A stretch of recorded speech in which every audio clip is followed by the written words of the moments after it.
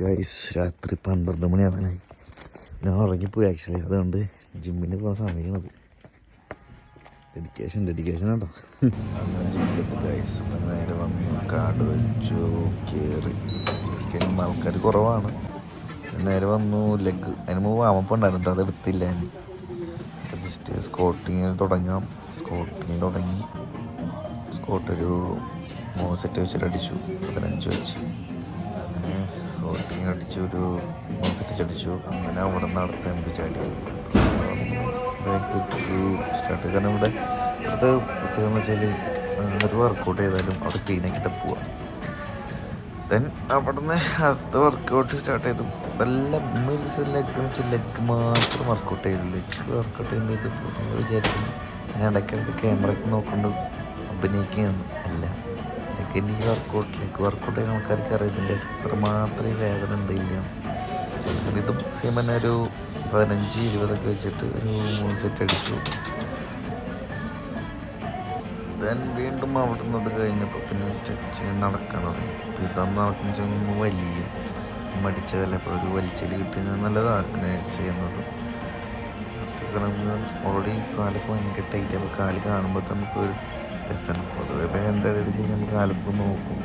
ഞാൻ ഏത് വർക്കൗട്ട് ചെയ്താലും വലുതാവേണ്ടെന്ന് നോക്കും. അതാണ് എൻ്റെ ഒരു മനസ്സിൻ്റെ സന്തോഷത്തിന് വേണ്ടി.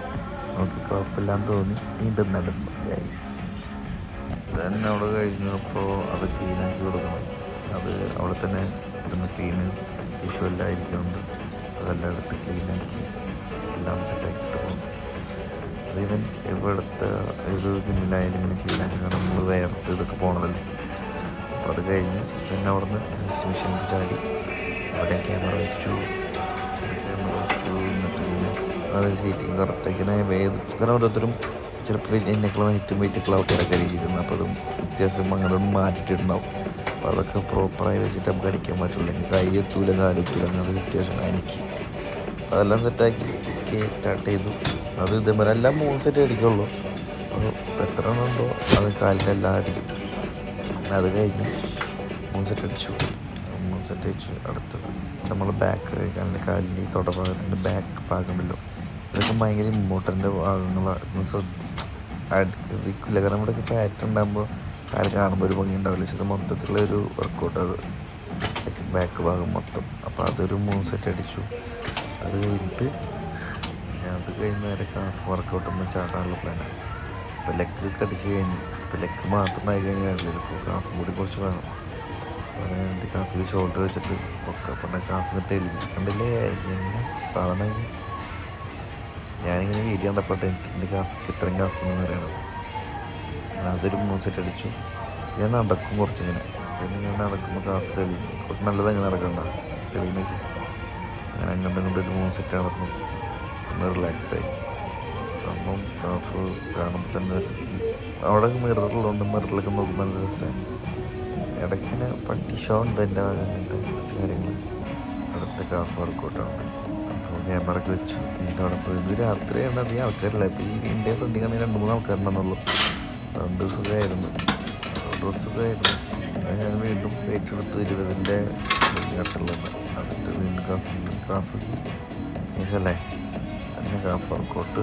ആ 2 വെയിറ്റ് അതെടുക്കും ഇതെടുക്കും. വെയിറ്റ് ഇത്ര പിന്നെ നടന്നിട്ട് കാല് നടക്കും. പിന്നെ ട്രെഡ്മില്ലിൽ ഞാൻ നടക്കും. ചിലപ്പോൾ സൈക്കിളോട്ടും. ഇപ്പോൾ ലെഗും കാഫും കൂടി അടിച്ച് കിട്ടും. നല്ല കാഫ് വന്നു കഴിഞ്ഞാണ്. പിന്നെ ഇതേമാതിരി ഇരുന്നിട്ട് ഞാൻ കാഫിന് ചെറിയ വർക്കൗട്ട് ചെയ്യും. അതെപ്പോഴും കാഫൊന്നും കൂടി തെളിയുന്ന കാണാൻ നമുക്ക്. പിന്നെ ഇരുന്നിട്ട് കാഫിന് പോക്ക് വന്നാൽ കാഫ് വന്നാൽ നല്ല രസമാണ് കാണാൻ. അപ്പം അങ്ങനെ ഇന്നത്തെ ലെഗ് വർക്കൗട്ട് ഓൾമോസ്റ്റ് ഡണ്ണായി. അവിടുത്തെ ലെഗ് വർക്കൗട്ട് കഴിഞ്ഞ് പിന്നെ ഡ്രസ്സിങ് റൂമിൽ പോയി കഴിഞ്ഞാൽ എൻ്റെ ഭാഗം കുറച്ച് പോസിങ് ഉണ്ട്. അത് ഏത് വർക്കൗട്ട് കഴിഞ്ഞാൽ എൻ്റെ ശരീരം ഇല്ലയെന്ന് എനിക്കറിയാം. പക്ഷേ ഇത് ഞാൻ 2 കൊല്ലം കഴിഞ്ഞിട്ട് എൻ്റെ ശരീരം നോക്കുമ്പോൾ ഇതൊക്കെ എനിക്ക് കാണുമ്പോൾ ഒരു എന്ത് കൗതുകമാണ്. പക്ഷെ ഇതിൽ ക്ലാരിറ്റി ഇല്ലാണ്ടായിപ്പോൾ ഗൈസ്. ഞാൻ വിചാരിച്ചില്ല ഇങ്ങനെ പോകും. പിന്നെ ഇവിടെ തന്നെ കുളിക്കാനുള്ള സെറ്റപ്പ് അല്ലാണ്ട് ഇപ്പോൾ ഇവിടെ തന്നെ കുളിച്ച് വീട്ടിലെ വെള്ളം ലാഭിക്കാൻ വേണ്ടി ഞാൻ പോവുകയാണ് ഗൈസ്. അപ്പോൾ ബൈ.